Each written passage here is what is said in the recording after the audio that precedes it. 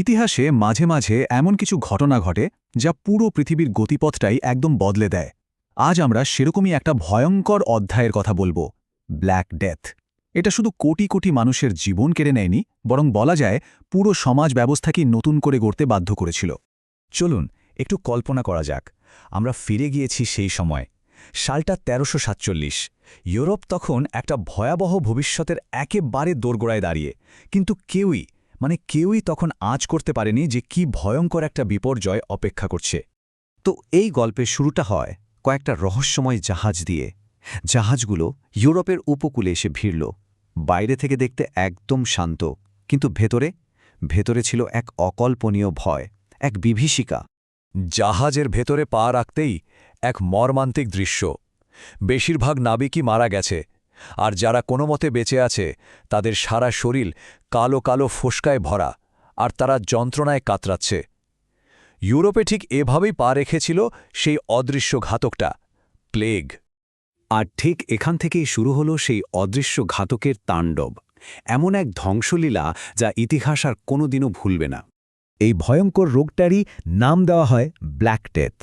আসলে এটা ছিল বিউবর্নিক প্লেগ, মানে এক ধরনের মারণ রোগ যা ইঁদুরের শরীর থেকে মাছির মাধ্যমে ছড়ায়।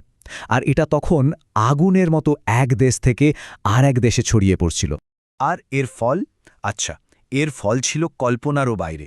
মাত্র কয়েকটা বছরের মধ্যে এই মহামারীটা ইউরেশিয়া জুড়ে কয়েক কোটি মানুষের জীবন কেড়ে নিয়েছিল। একবার ভাবুন তো, সেই সময়ের জনসংখ্যার একটা বিরাট অংশই পৃথিবী থেকে একেবারে মুছে গিয়েছিল। পরিস্থিতি এতটাই খারাপ হয়ে গিয়েছিল যে শহরের রাস্তায় রাস্তায় শুধু মৃতদেহ পড়ে থাকত। সৎকার করার মতো লোকও বেঁচে ছিল না, মানে পুরো সমাজ ব্যবস্থাটাই যেন ভেঙে পড়ার মুখে। সেই সময় ডাক্তাররা, যাদেরকে প্লেগ ডক্টর বলা হতো, তারা পাখির ঠোঁটের মতো দেখতে অদ্ভুত সব মুখোশ পরতেন। তারা চেষ্টা তো করছিলেন, কিন্তু কোনো লাভ হচ্ছিল না। কোনো ওষুধ, কোনো চিকিৎসায় এই ভয়াবহ রোগকে আটকাতে পারছিল না। এখন তো আমরা জানি যে এই রোগের আসল কারণটা কী ছিল। এই যে দেখুন, সংক্রমণের চক্রটা। ব্যাকটেরিয়া বহনকারী মাছি প্রথমে ইঁদুরকে কামড়াত, তারপর সেই মাছি মানুষকে কামড়ে রোগটা ছড়িয়ে দিত। কিন্তু সেই সময় এই বিষয়টা ছিল মানুষের কল্পনারও বাইরে। কিন্তু জানেন, এই ভয়ঙ্কর ধ্বংসলীলার মধ্যে দিয়েই জন্ম নিয়েছিল একদম নতুন এক সমাজ আর অর্থনীতি।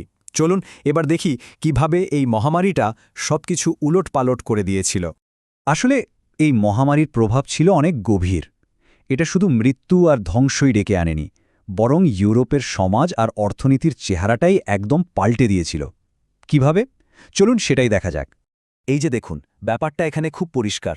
প্লেগের আগে ইউরোপে ছিল কঠোর সামন্ততান্ত্রিক ব্যবস্থা, মানে প্রচুর শ্রমিক ছিল, কিন্তু তাদের মজুরি ছিল খুবই কম। কিন্তু প্লেগের পরে কি হলো? কোটি কোটি লোক মারা গেল, ফলে শ্রমিকের অভাব দেখা দিল। আর এর ফল, যারা বেঁচে ছিল তাদের কদর আর মজুরি দুটোই বেড়ে গেল। আর এটাই কিন্তু সামন্ততন্ত্রের পতনের একটা বড় কারণ হয়ে দাঁড়িয়েছিল। শুধু অর্থনীতি নয়, এই মহামারী মানুষের চিন্তা ভাবনাতেও একটা বিপ্লব এনেছিল। ঈশ্বরের উপর বিশ্বাসে অনেকেরই চিড় ধরেছিল। মানুষ প্রশ্ন করতে শুরু করেছিল। চিকিৎসা বিজ্ঞানে নতুন গবেষণার পথ খুলে গেল। মোট কথা, জীবন নিয়ে মানুষের পুরো ধারণাই পাল্টে যেতে শুরু করে।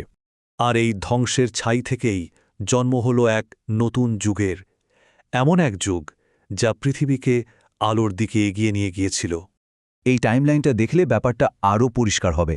দেখুন, ১৩০০ শতকের মাঝামাঝি সময়ে ব্ল্যাক ডেথ সবকিছু ধ্বংস করে দিচ্ছে। এরপর শতকের শেষের দিকে পুরনো সামন্ত ব্যবস্থা ভেঙে পড়ছে। আর ঠিক তারপরে ১৪০০ শতকে শুরু হচ্ছে রেনেসা বা নবজাগরণ। মানুষের চিন্তাভাবনার ওই যে বিপ্লব, ওটাই জন্ম দিয়েছিল রেনেসার, যা শিল্প, সাহিত্য আর বিজ্ঞানের এক নতুন দিগন্ত খুলে দিয়েছিল। তাহলে ব্ল্যাক ডেথের ইতিহাস থেকে আমরা কি শিখি? এটাই যে মানব সভ্যতা অনেক বড় বিপর্যয়ের পরেও আবার নতুন করে ঘুরে দাঁড়াতে পারে। কখনো কখনো বিরাট ধ্বংসের মধ্যে দিয়ে কিন্তু নতুন কিছু শুরুর পথ তৈরি হয়। তবে শেষে একটা প্রশ্ন কিন্তু থেকেই যায়, যা আমাদের সবাইকে ভাবায়। ব্ল্যাক ডেথের মতো কোনো অজানা মহামারী কি ভবিষ্যতে আবারও মানবজাতিকে এত বড় একটা হুমকির মুখে ফেলতে পারে? এই প্রশ্নটা আজ আমাদের সবার জন্য রইল।